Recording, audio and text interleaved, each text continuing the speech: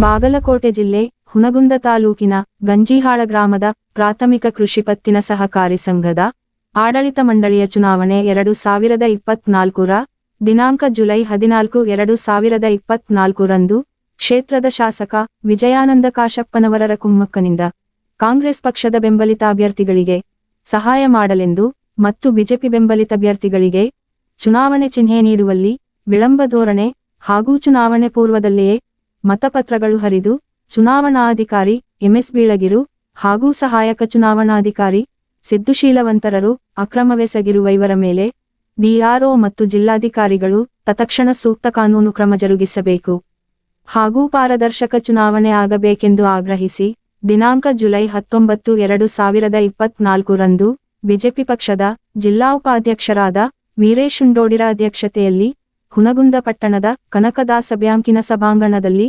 ಸುದ್ದಿಗೋಷ್ಠಿ ಜರುಗಿತು.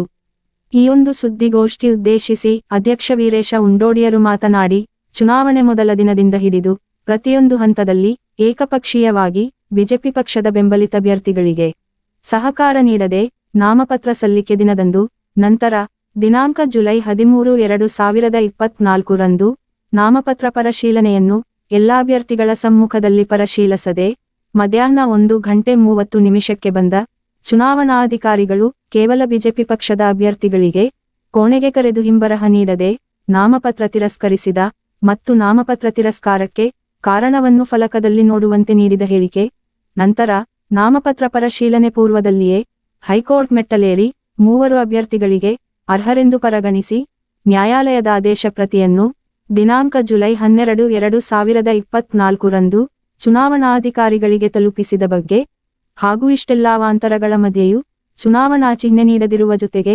ಮತಪತ್ರಗಳನ್ನು ಮತದಾನ ಪೂರ್ವದಲ್ಲಿಯೇ ಮತದಾನ ಕೋಣೆಗೆಯೊಂದರಿಂದ ಮತ್ತೊಂದು ಕೋಣೆಗೆ 7ರಿಂದ 8 ಪತ್ರಗಳು ಸರತಿ ಸಂಖ್ಯೆಯಲ್ಲಿರದೆ ಕಂತೆ ಮತಪತ್ರಗಳು ಮಾಯವಾಗಿದ್ದು ಈ ಘಟನೆಯ ದೃಶ್ಯಾವಳಿಗಳು ಸಾಮಾಜಿಕ ಜಾಲತಾಣಗಳಲ್ಲಿ ಹರಿದಾಡಿದಿದೆ. ಹೀಗೆ 10 ಹಲವು ಚುನಾವಣೆ ಅಧಿಕಾರಿಗಳು ಎಸಗಿರುವ ಅಕ್ರಮಗಳು ಮತ್ತು ಪೊಲೀಸ್ ಅಧಿಕಾರಿಗಳ ಅಸಹಕಾರವನ್ನು ಎಳೆಯಾಗಿ ಬಿಚ್ಚಿಡುತ್ತಾ ಕ್ಷೇತ್ರದ ಶಾಸಕರ ಕುಮ್ಮಕ್ಕಿದೆ ಎಂಬುದಕ್ಕೆ ಪುಷ್ಟೀಕರಿಸುತ್ತದೆ ಎಂದು ಸಮರ್ಥಿಸಿಕೊಂಡರು. ಇಷ್ಟೆಲ್ಲ ರಾದ್ದಾಂತದ ನಂತರವೂ ಈವರೆಗೆ ಡಿಆರ್ಒ ಮತ್ತು ಜಿಲ್ಲಾಧಿಕಾರಿಗಳು ಈ ಘಟನೆಯ ಬಗ್ಗೆ ಗಂಭೀರವಾಗಿ ಪರಿಗಣಿಸಿ ಕ್ರಮ ಕೈಗೊಳ್ಳದಿರುವ ಮಾಧ್ಯಮ ಪ್ರತಿನಿಧಿಗಳ ಪ್ರಶ್ನೆಗೆ ಅವರೇ ಉತ್ತರಿಸಬೇಕೆಂದರು. ನಂತರ ತಪ್ಪಿತಸ್ಥ ಚುನಾವಣಾಧಿಕಾರಿಗಳ ವಿರುದ್ಧ ಸೂಕ್ತ ಕ್ರಮ ಜರುಗಿಸಬೇಕು, ಇರದಿದ್ದರೆ ಬೀದಿಗಿಳಿದು ಹೋರಾಟ ಮಾಡುವುದಾಗಿ ಡಿಆರ್ಒ ಹಾಗೂ ಜಿಲ್ಲಾಧಿಕಾರಿಗೆ ಸಲ್ಲಿಸಿದ ಮನವಿ ಪತ್ರವನ್ನು ಪ್ರದರ್ಶಿಸಿದರು. ನಂತರ ಎಲ್ಲ ಸಂಘ ಸಂಸ್ಥೆಗಳ ಚುನಾವಣೆಗಳು ಪಾರದರ್ಶಕವಾಗಿ ಜರುಗಬೇಕೆಂದು ಸುದ್ದಿಗೋಷ್ಠಿ ಮುಖಾಂತರ ಜಿಲ್ಲಾಧಿಕಾರಿಗಳಿಗೆ ಮನವಿ ಮಾಡಿಕೊಂಡರು. ಈ ಒಂದು ಸುದ್ದಿಗೋಷ್ಠಿಯಲ್ಲಿ ಬಿಜೆಪಿ ಪಕ್ಷದ ಮುಖಂಡರಾದ ಪ್ರಕಾಶಗೌಡ ಪಾಟೀಲ, ಚುನಾವಣಾ ಅಭ್ಯರ್ಥಿಯಾದ ವೀರಯ್ಯ ಗಣಾಚಾರಿ, ಬಿಜೆಪಿ ಪಕ್ಷದ ಜಿಲ್ಲಾ ಕಾರ್ಯದರ್ಶಿಯಾದ ಮಲ್ಲಿಕಾರ್ಜುನ ಚೂರಿ ಉಪಸ್ಥಿತರಿದ್ದರು. ಲೋಕನಾಯಕ ನ್ಯೂಸ್ ಬ್ಯೂರೋ ರಿಪೋರ್ಟ್ ಹುನಗುಂದ. ಇವತ್ತಿನ ಪತ್ರಿಕಾಗೋಷ್ಠಿಗೆ ಆಗಮಿಸಿರುವಂತಹ ಹುನಗುಂದ ಹಾಗೂ ಇದಕ್ಕೆಲ್ಲ ಎಲ್ಲ ಪತ್ರಿಕಾ ಮಾಧ್ಯಮದ ದೃಶ್ಯ ಮಾಧ್ಯಮದ ಎಲ್ಲ ಸ್ನೇಹಿತರಿಗೆ ಸ್ವಾಗತವನ್ನು ಬಯಸ್ತಾ ಎಲ್ಲರಿಗೂ ಕೂಡ ಕರೆದಿರುವ ಉದ್ದೇಶ ದಿನಾಂಕ 14/7/2024 ನಡೆಯಬೇಕಿದ್ದ ಪ್ರಾಥಮಿಕ ಕೃಷಿ ಪತ್ತಿನ ಸಹಕಾರಿ ಸಂಘ ಗಂಜಿಹಾಳ ಚುನಾವಣೆ ಕುರಿತು ಕೆಲವೊಂದಿಷ್ಟು ಮಾತುಗಳನ್ನು ಎಲ್ಲ ಪತ್ರಿಕಾ ಮಾಧ್ಯಮದ ಸ್ನೇಹಿತರ ಜೊತೆ ಮಾತಾಡಬೇಕು ಅನ್ನುವಂಥ ಉದ್ದೇಶದಿಂದ 14/7/24 ನಡೆಯಬೇಕಾಗಿದ್ದ ಚುನಾವಣೆ ಮುಂದೂಡಲಾಗಿದೆ. ಆ ಚುನಾವಣೆಯಲ್ಲಿ ಸಂಪೂರ್ಣವಾಗಿ ಅಕ್ರಮ ತೊಡಗಿರೋದ್ರಿಂದ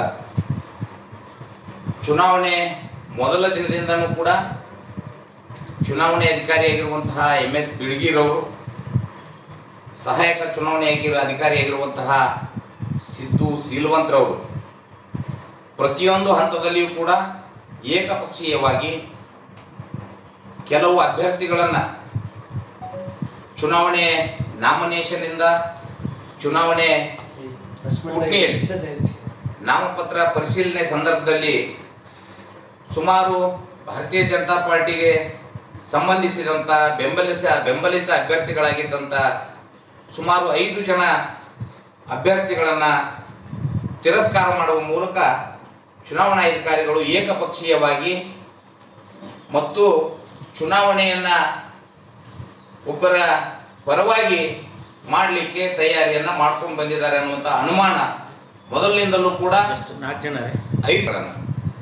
5 ಜನ ಬಿಜೆಪಿ ಬೆಂಬಲಿತ ಅಭ್ಯರ್ಥಿಗಳನ್ನು ತಿರಸ್ಕರಿಸುವ ಮೂಲಕ ಚುನಾವಣೆಯನ್ನು ಏಕಪಕ್ಷೀಯವಾಗಿ ನಡೆಸಬೇಕು ಅನ್ನುವಂತಹ ತೀರ್ಮಾನದೊಂದಿಗೆ ಅವರು ಬಂದಿದ್ದಾರೆ ಅನ್ನುವಂಥ ಅನುಮಾನ ಅವತ್ತೇ ಎಲ್ಲ ಅಭ್ಯರ್ಥಿಗಳಲ್ಲಿ ಆರಂಭವಾಯಿತು. ಅವತ್ತು 5 ಅಭ್ಯರ್ಥಿಗಳನ್ನು ನಾಮಪತ್ರ ತಿರಸ್ಕಾರ ಮಾಡಿರುವುದನ್ನು ಪ್ರಶ್ನಿಸಿ 5 ಜನ ಅಭ್ಯರ್ಥಿಗಳು ಹೈಕೋರ್ಟ್ನ ಮೆಟ್ಟಿಲನ್ನು ಏರಿದಾಗ 3 ಜನ ಅಭ್ಯರ್ಥಿಗಳು ಅವರು ನಾಮಪತ್ರ ತಿರಸ್ಕಾರ ಮಾಡಿರುವುದು ಸಂಪೂರ್ಣವಾಗಿ ತಪ್ಪಿದೆ, ಅವರನ್ನು ಅಭ್ಯರ್ಥಿಗಳು ಅಂತ ಏನು ಕನ್ಸಿಡರ್ ಮಾಡಿ ಅವರಿಗೆ ಕೊಡಬೇಕಾದ ಚಿಹ್ನೆಯನ್ನು ಕೊಡಬೇಕು ಅನ್ನುವಂಥ ಆದೇಶವನ್ನು ಹೈಕೋರ್ಟು, ಧಾರವಾಡದ ಹೈಕೋರ್ಟು ಮಾಡಿದ ನಂತರ 12ನೇ ತಾರೀಕಿಗೆ ಹೈಕೋರ್ಟ್ನ ಆದೇಶ ಆಗ್ತದೆ. 12ನೇ ತಾರೀಕಿಗೆ ಆದೇಶ ಆದ ತಕ್ಷಣ ನಮ್ಮ ಹೈಕೋರ್ಟಿನ ವಕೀಲರು ವಾಟ್ಸಪ್ ಮೂಲಕ ಜಿಲ್ಲಾ ಚುನಾವಣೆ ಅಧಿಕಾರಿಗಳಾಗಿರುವಂತಹ DRCS ಅವರಿಗೂ ಕೂಡ ಮತ್ತು PKPSನ ಚುನಾವಣೆ ಅಧಿಕಾರಿಯಾಗಿರುವಂತಹ MS ಬೀಳ್ಗೆ ಅವರಿಗೂ ಕೂಡ ವಾಟ್ಸಪ್ ಮೂಲಕ ಕೋರ್ಟ್ನ ಆದೇಶ ಪ್ರತಿಯನ್ನು ದಿನಾಂಕ 12ನೇ ತಾರೀಕಿಗೆ ತಲುಪಿಸಿರುತ್ತಾರೆ. ಆದರೂ ಕೂಡ ಚುನಾವಣೆ ಅಧಿಕಾರಿಗಳು ಚಿಹ್ನೆ ಕೊಡುವಲ್ಲಿ ಸಾಕಷ್ಟು ವಿಳಂಬವನ್ನು ಮಾಡಿ 14ನೇ ತಾರೀಕಿಗೆ ಚುನಾವಣೆ ನಡೀಬೇಕು, 13ನೇ ತಾರೀಕಿಗೆ ಚಿಹ್ನೆಯನ್ನು ಕೊಡ್ತಿದ್ದಾರೆ 3 ಗಂಟೆಗೆ, ಸರಿ ಸುಮಾರು 3 ಗಂಟೆಗೆ ಚಿಹ್ನೆಯನ್ನು ಕೊಡಲಿಕ್ಕೆ ಆಗಮಿಸ್ತಾರೆ. ಅವತ್ತು ಸ್ಕೂಟ್ನಿಯ ದಿನವೂ ಕೂಡ ಏನು ಬೆಳಗ್ಗೆ ಬಂದು ಎಲ್ಲ ಅಭ್ಯರ್ಥಿಗಳ ಎದುರಿಗೆ ಸ್ಕೂಟ್ನಿಯನ್ನು ಮಾಡಬೇಕಾಗಿತ್ತು, ಆಯಾ ಅಭ್ಯರ್ಥಿಗಳನ್ನು ಕರೆದು ಅವ್ರ ಎದುರಿಗೆ ಪರಿಶೀಲಿಸಬೇಕಾಗಿತ್ತು. ಆದರೆ ಏಕಾಏಕಿ 1 ಗಂಟೆ 30 ನಿಮಿಷಕ್ಕೆ ಬಂದಂಥ ಚುನಾವಣೆ ಅಧಿಕಾರಿಗಳು ಏಕಾಏಕಿ 5 ಜನ, ಕೇವಲ 5 ಜನ ಅಭ್ಯರ್ಥಿಗಳನ್ನು ಒಳಗಡೆ ಕರೆದು ನಿಮ್ಮ ನಾಮಪತ್ರವನ್ನು ತಿರಸ್ಕಾರ ಮಾಡಲಾಗಿದೆ ಅನ್ನುವಂಥ ಹೇಳಿಕೆಯನ್ನು ಕೊಟ್ರ.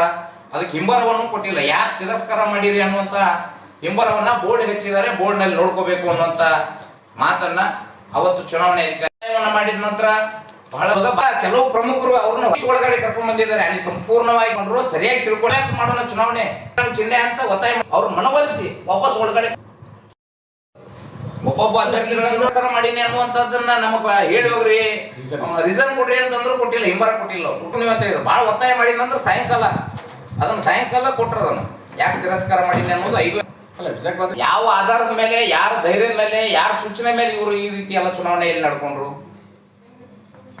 ಚುನಾವಣೆ ಒಂದು ವೇಳೆ ಅವರು ಕಾಂಗ್ರೆಸ್ ಮುಖಂಡರು ಹೇಳಿದಾಗೆ ಶಾಸಕರು ಇದರಲ್ಲಿ ಪಾತ್ರ ಇಲ್ಲ ಅಂತಂದ್ರ ಇವ್ರು ಯಾರ ಸೂಚನೆ ಮೇಲೆ ಚುನಾವಣೆ ಪ್ರಕ್ರಿಯೆಯನ್ನು ಅಕ್ರಮ ಮಾಡಿದ್ರು ಅಂತ ನಾ ಪ್ರಶ್ನೆ ಮಾಡ್ತೀನಿ.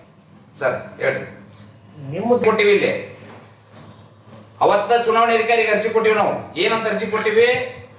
ಇಲ್ಲಿ ಅಕ್ರಮ ನಡೆದಿದೆ, ಚುನಾವಣೆ ಬ್ಯಾಲೆಟ್ಗಳನ್ನ ಚುನಾವಣೆ ಅಧಿಕಾರಿಗಳು ಹರ್ಕೊಂಡಿದ್ದಾರೆ, ಕೂಡಲೇ DRO ಅವರು ಸ್ಥಳಕ್ಕೆ ಬರಬೇಕು, DRO ಅವರು ಸ್ಥಳ ಮರ್ಜರ್ ಮಾಡಬೇಕು, DRO ಅವರು ಎಲ್ಲ ಅಭ್ಯರ್ಥಿಗಳ ಎದುರಿಗೆ ಅವನ್ನ ಬ್ಯಾಲೆಟ್ಗಳ ಪರಿಶೀಲನೆ ಆಗಬೇಕು ಅನ್ನುವಂಥ ಮನವಿಯನ್ನು ಅವತ್ತೇ ಕೊಟ್ಟಿದ್ವಿ. ನಾವು ಅಭ್ಯರ್ಥಿಗಳು ಯಾಕೆ ಕೊಡ್ತಿದ್ರು? ನಮ್ಮ ಅಭ್ಯರ್ಥಿಗಳ ಬ್ಯಾಲೆಟ್ ಅವ್ರದ್ದು ಸರ್ ಇನ್ನು ಇವರು ಬ್ಯಾಲೆಟ್ಗಳ ವ್ಯತ್ಯಾಸವಾಗಿದ್ದರಿಂದ ಚುನಾವಣೆ ಮುಂದೆ ಹಾಕಿವಿ ನಾವು ಅಂತ ಹೇಳಿ ಈ ರೀತಿ ಪತ್ರಿಕಾಗೋಷ್ಠಿ ಮಾಡೋದಕ್ಕಿಂತ ಪೂರ್ವದಲ್ಲಿ ತಿಳ್ಕೋಬೇಕು. ಅವ್ರಿಗೆ ಪಾಠ ಮಾಡಿದವರು ಏನೋ ಪಾಠ ಮಾಡಿದವರು ಸರಿಯಾಗಿ ಆದ್ರೂ ಪಾಠ ಮಾಡ್ಬೇಕಲ್ಲ, ಅಲ್ಲಿ ಘಟನೆ ಏನ್ ನಡೆದಿತ್ತು ಅಂತ ಹೇಳಿ. CPI ಅದರ, PSI ಅದರ, ASI ಅದರ ತಕ್ಷಣ ಕ್ರಮ ನಾವು ನಮಗ್ ತ್ರಾಸ ಆದಾಗ ನಾವು ಪ್ರತಿಭಟನೆ ಮಾಡ್ತಾರ. ಈಗ ಜಿಲ್ಲಾ DRO ನೀವು ಮನವಿ ಕೊಟ್ರಿ, ಎಲ್ಲ ಪುರಾವೆ ಕೊಟ್ರಿ ಅಂತಂದ್ರಲ್ಲ, ನಿನ್ನೆ ಹೋಗಿ ಜಿಲ್ಲಾಧಿಕಾರಿಗಳಿಗೆ ಮತ್ತು DDP ಅವರಿಗೆ ಹೋಗಿ ಈ ರೀತಿ ನಿಮ್ಮ ಅಧಿಕಾರಿಗಳು ತಪ್ಪಾಗಿ ಚುನಾವಣೆ ನಡೆಸಿದಾರ, ಚುನಾವಣೆ ಅಕ್ರಮ ಮಾಡಿದಾರ, ಅವ್ರ ಮೇಲೆ ಶಿಸ್ತು ಕ್ರಮ ಶೀಘ್ರದಲ್ಲಿ ಈ ಚುನಾವಣೆ ಮತ್ತೆ ನೆಕ್ಸ್ಟ್ ಚುನಾವಣೆ ಪ್ರಕ್ರಿಯೆ ಸ್ಟಾರ್ಟ್ ಆಗೋದ್ರೊಳಗೆ ಅವ್ರ ಮೇಲೆ ಶಿಸ್ತು ಕ್ರಮ ಆಗ್ಬೇಕು ಅನ್ನೋ ಒತ್ತಾಯವನ್ನು ಈವರೆಗೂ ಯಾಕೆ ತಗೊಂಡಿಲ್ಲ ಕ್ರಮ ಅವ್ರ ಸರ್ ಮೇಲೆ ಅಧಿಕಾರಿಗಳು? ಜಿಲ್ಲಾದಿ ಅವ್ರು ಹೇಳ್ಬೇಕಾದ್ರೆ ಜಿಲ್ಲಾ ಚುನಾವಣೆ ಅಧಿಕಾರಿಗಳು ಹೇಳ್ಬೇಕಾದ್ರೆ ಯಾಕೆ ಕ್ರಮ ಕೈಗೊಂಡಿಲ್ಲ ಪ್ರಶ್ನೆ ಮಾಡಿದೀವಿ. ಈಗ ತುರ್ತಾಗಿ ಚುನಾವಣೆ ಈಗ ಚುನಾವಣಾಧಿಕಾರಿಗೆ ಅಷ್ಟು ಏನು ಅಲ್ಲಿ ಗದ್ದಲ ಆದ ನಂತರ ಚುನಾವಣೆ ಅಧಿಕಾರಿಗಳು ಯಾಕೆ ತಿರಸ್ಕಾರ ಮಾಡಿದೀನಿ ಅನ್ನುವಂತ ಪ್ರತಿಯನ್ನ 5 ಜನರ ಪ್ರತಿಯನ್ನ ಯಾಕೆ ತಿರಸ್ಕಾರ ಮಾಡಿದೀನಿ ಅನ್ನುವಂತ 5 ಜನರ ಪ್ರತಿಯನ್ನು ಕೊಟ್ಟು ಅಲ್ಲಿಂದ ತೆರಳ್ತಾರ. ಆದರೆ ನಮಗೆ ಚಿಹ್ನೆಯನ್ನು 8ನೇ ತಾರೀಕಿಗೆ ಅಲ್ಲಿ ಬೋರ್ಡ್ನಲ್ಲಿ ಹಚ್ಚಿ ಹೋಗ್ತಾರೆ. ಆದರೆ ಚುನಾವಣೆ ಪ್ರೊಸೆಸ್ನಲ್ಲಿ 10ನೇ ತಾರೀಕಿಗೆ ಚಿಹ್ನೆಯನ್ನು ಕೊಡಬೇಕಾಗಿತ್ತು. ಆದರೆ 8ನೇ ತಾರೀಕಿಗೆ ಚಿಹ್ನೆಯನ್ನು ಉಳಿದ ಅಭ್ಯರ್ಥಿಗಳಿಗೆ ಚಿಹ್ನೆಯನ್ನು ಕೊಟ್ಟು ಏನು 3 ಜನ ಅಭ್ಯರ್ಥಿಗಳನ್ನು ಅವಿರೋಧ ಅಂತ ಘೋಷಣೆ ಮಾಡಿ ಅಲ್ಲಿ ಘೋಷಣೆಯನ್ನು ಬೋರ್ಡ್ನಲ್ಲಿ ಚುನಾವಣೆ ನೋಟಿಸ್ ಬೋರ್ಡ್ನಲ್ಲಿ ಅಂಟಿಸಿ ಹೋಗ್ತಾರೆ. ಅದರ ನಂತರ ನಮ್ಮ ಹೈಕೋರ್ಟ್ ಆದೇಶದ ನಂತರ 13ನೇ ತಾರೀಕಿಗೆ 3 ಗಂಟೆಗೆ ಸಾಕಷ್ಟು ನಮ್ಮ ಅಭ್ಯರ್ಥಿಗಳನ್ನು ಸತಾಯಿಸಿ 3 ಗಂಟೆಗೆ ಚಿನ್ನವನ್ನು ಕೊಡ್ತಾರೆ. ಚಿನ್ನ ಕೊಟ್ಟ ನಂತರ ನಮ್ಮ ಅಭ್ಯರ್ಥಿಗಳು 3 ಗಂಟೆ ನಂತರ ಪ್ರತಿ ಮನೆಗೆ ಮತದಾರರ ಮನೆಗೆ ಸಹಕಾರಿಗಳ ಮನೆಗೆ ಹೋಗಿ ಏನು ಭೇಟಿಯನ್ನು ಮಾಡಿ ಅವರು ತಮ್ಮ ಗೆಲುವಿಗೋಸ್ಕರ ಏನೆಲ್ಲ ಪ್ರಯತ್ನಗಳನ್ನು ಮಾಡಬೇಕು ಅನ್ನುವಂಥ ಪ್ರಯತ್ನದಲ್ಲಿ ಚುನಾವಣೆಯನ್ನು ಮಾಡ್ತಿದ್ರು. ಆದರೆ 14ನೇ ತಾರೀಕಿಗೆ ಬೆಳಗ್ಗೆ ಏನು ಮತದಾನ 9 ಗಂಟೆಗೆ ಮತದಾನ ಆರಂಭವಾಗಬೇಕಿತ್ತು. ಅದಕ್ಕಿಂತನೂ ಪೂರ್ವದಲ್ಲಿ ಮತದಾನ ಆರಂಭವಾಗೋದಕ್ಕಿಂತ ಪೂರ್ವದಲ್ಲಿ ಏನು ಏಜೆಂಟರು ನಮ್ಮ ಅಭ್ಯರ್ಥಿಗಳ ಕಾರ್ಡನ್ನು ತೆಗೆದುಕೊಳ್ಬೇಕು, ಏಜೆಂಟ್ ಕಾರ್ಡನ್ನು ತೆಗೆದುಕೊಳ್ಬೇಕು. ಅಂಥ ಸಂದರ್ಭದಲ್ಲಿ ಚುನಾವಣೆ ಅಧಿಕಾರಿಗಳ ನಡವಳಿಕೆ ಬಹಳಷ್ಟು ಅನುಮಾನಾಸ್ಪದವಾಗಿ ಇರ್ತದೆ. ನಮ್ಮ ಅಭ್ಯರ್ಥಿಗಳಿಗೆ ಮತ್ತು ನಮ್ಮ ಅಭ್ಯರ್ಥಿಗಳ ಏಜೆಂಟ್ರಿಗೆ ಬಹಳಷ್ಟು ಅನುಮಾನಾಸ್ಪದವಾಗಿ ಅಲ್ಲಿರುವಂಥ ಬ್ಯಾಲೆಟ್ಗಳನ್ನು ಚೇರ್ ಕೆಳಗಿಡೋದು, ತೆಗೆದು ಒಳಗಡೆ ಇಡೋದು, ಬ್ಯಾಗ್ನಲ್ಲಿ ಇಡೋದು, ಈ ಥರ ಅವ್ರ ನಡವಳಿಕೆ ಇರ್ತದೆ. ಆವಾಗ ನಮ್ಮ ಅಭ್ಯರ್ಥಿಗಳಿಗೆ ಇನ್ನು ಚುನಾವಣೆ ಪೂರ್ವದಲ್ಲೇ ಅಭ್ಯರ್ಥಿಗಳಿಗೆ ಸಂಶಯ ಬಂದು ಒಂದು ಬ್ಯಾಲೆಟ್ ಬುಕ್ಕನ್ನು ಪರಿಶೀಲನೆ ಮಾಡಿದಾಗ ಅದರಲ್ಲಿ ಸುಮಾರು 8 ಬ್ಯಾಲೆಟ್ಗಳು ಕಡಿಮೆ ಇರೋದು ಕಂಡು ಬರ್ತದೆ. ಸುಮಾರು 8 ಬ್ಯಾಲೆಟ್ ಏನು ಅವುಗಳನ್ನು ಏನು ಸದಸ್ಯರು ಸಹಿ ಮಾಡಿ ಬ್ಯಾಲೆಟ್ಗಳನ್ನು ಕಟ್ ಮಾಡಿ ತೆಗೆದುಕೊಳ್ಬೇಕಾಗಿತ್ತು. ಅದೇ ರೀತಿ ಸಹಿಯನ್ನು ಮಾಡಿ ಬ್ಯಾಲೆಟ್ಗಳನ್ನು ಕಟ್ ಮಾಡ್ಕೊಂಡಿರೋದು ಸುಮಾರು 8 ಬ್ಯಾಲೆಟ್ಗಳು ಕಟ್ ಆಗಿರೋದು ಕಂಡು ಬರುತ್ತೆ. ಮಾಡಿದಾಗ ಅದರಲ್ಲಿಯೂ ಕೂಡ 7 ಬ್ಯಾಲೆಟ್ಗಳು ಕಡಿಮೆ ಇರೋದು ಕಂಡು ಬರುತ್ತೆ. ಇದಕ್ಕೆ ಸಂಶಯಗೊಂಡು ಅವಾಗ ಕೆಲವು ನಮ್ಮ ಭಾರತೀಯ ಜನತಾ ಪಾರ್ಟಿಯ ಅಭ್ಯರ್ಥಿಗಳು ಮುಖಂಡರು ಅಲ್ಲಿ ಯಾಕೆ ಈ ರೀತಿ ಏನು ಬ್ಯಾಲೆಟ್ಗಳು ಕಡಿಮೆ ಇದ್ದಾವೆ, ಯಾಕೆ ಕಡಿಮೆ ಬರ್ತಿದ್ದಾವೆ ಎಲ್ಲವನ್ನು ಪರಿಶೀಲನೆ ಮಾಡಿದಾಗ ಅವು ಏನು ಹೊರಗಡೆ ಇದ್ದ ಬ್ಯಾಲೆಟ್ ಬುಕ್ಗಳನ್ನು ಪರಿಶೀಲನೆ ಮಾಡಿದಾಗ ಪ್ರತಿಯೊಂದು ಬುಕ್ದಲ್ಲಿ ಏನು ಬ್ಯಾಲೆಟ್ಗಳು ಕಡಿಮೆ, ಏನು 8 ಸೀರಿಯಲ್ 50 ಒಂದು ಬ್ಯಾಲೆಟ್ ಬುಕ್ ಇರ್ತದಲ್ಲ ಬಂಡಲ್ಲು, ಅದರಲ್ಲಿ ಯಾವ ರೀತಿ ತೆಗೆದಿದ್ದಾರೆ ಅಂದ್ರೆ 1 2 3 4 5 ಇರುತ್ತೆ, 6 ತೆಗೆಯೋದು ಮತ್ತು 7 ಇರೋದು, ಅದನ್ನು 6ನೇದು ಕಟ್ ಮಾಡ್ಕೊಂಡಿರೋದು.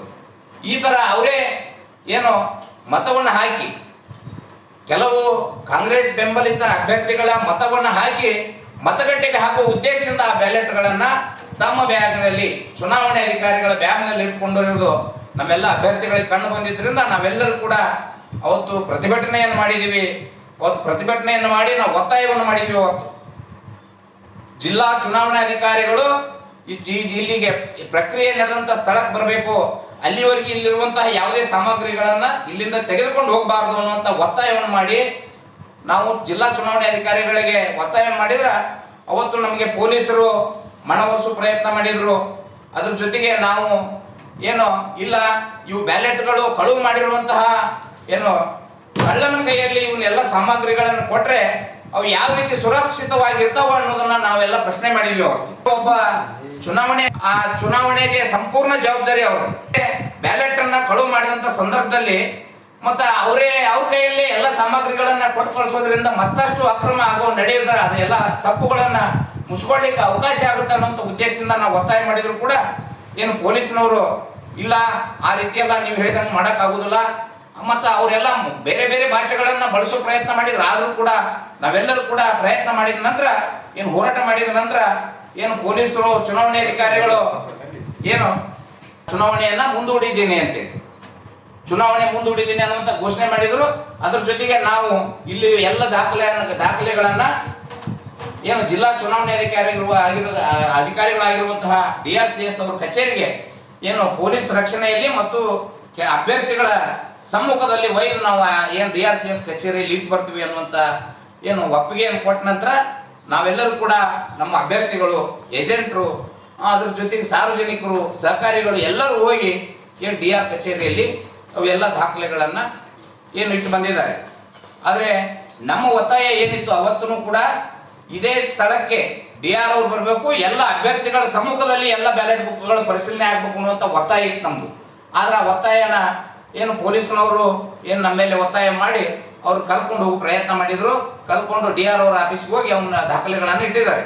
ಆದರೆ ನಮ್ಮದು ಈಗ ಬೇಡಿಕೆ ಏನಪ್ಪ ಅಂತಂದ್ರೆ ಈ ಚುನಾವಣೆ ಅಧಿಕಾರಿಗಳನ್ನ ಕೂಡಲೇ ಈಗಾಗಲೇ ಅವ್ರು ತಪ್ಪಿತಸ್ಥರು ಅನ್ನುವಂಥದ್ದು ಸಾರ್ವಜನಿಕವಾಗಿ ಏನು ಪ್ರದರ್ಶನಗೊಂಡಿರೋದ್ರಿಂದ ಎಲ್ಲ ಬ್ಯಾಲೆಟ್ಗಳು ಹರಿದಿರೋದು ವಿಡಿಯೋಗಳು ಎಲ್ಲ ಮಾಧ್ಯಮಗಳಲ್ಲಿ ಬಂದಿರೋದ್ರಿಂದ ನಾನು ಜಿಲ್ಲಾ ಚುನಾವಣೆ ಅಧಿಕಾರಿಗಳನ್ನ ಒತ್ತಾಯ ಮಾಡ್ತೀನಿ, ಕೂಡಲೇ ಗಂಜಾಳ PKPSನ ಚುನಾವಣೆ ಅಧಿಕಾರಿ ಆಗಿರುವಂಥವ್ರನ್ನ, ಸಹಾಯಕ ಚುನಾವಣೆ ಅಧಿಕಾರಿ ಆಗಿರುವಂಥವ್ರನ್ನ ಕೂಡಲೇ ಅವ್ರ ಮೇಲೆ ಕ್ರಮ ಕೈಗೊಳ್ಬೇಕು, ಶಿಸ್ತು ಕ್ರಮ ಕೈಗೊಳ್ಬೇಕು. ಮುಂದಿನ ಎಲ್ಲ ಸಹಕಾರಿ ಸಂಘದ ಚುನಾವಣೆಗಳು ಪಾರದರ್ಶಕವಾಗಿ ಈ ಹುಣಗುಂದ ಇಳಕಲ್ ತಾಲೂಕಿನಲ್ಲಿ ನಡಿಬೇಕಂದ್ರೆ ಈಗ ಏನು ತಪ್ಪು ಮಾಡಿರುವಂತಹ ಚುನಾವಣೆ ಅಧಿಕಾರಿಗಳಿಗೆ ಕೂಡಲೇ ಶಿಕ್ಷೆ ಆಗಬೇಕು ಅನ್ನುವಂಥ ಒತ್ತಾಯವನ್ನ ನಾನು ಜಿಲ್ಲಾ ಚುನಾವಣೆ ಅಧಿಕಾರಿಗಳಿಗೆ ಮತ್ತು ಜಿಲ್ಲಾಧಿಕಾರಿಗಳಿಗೆ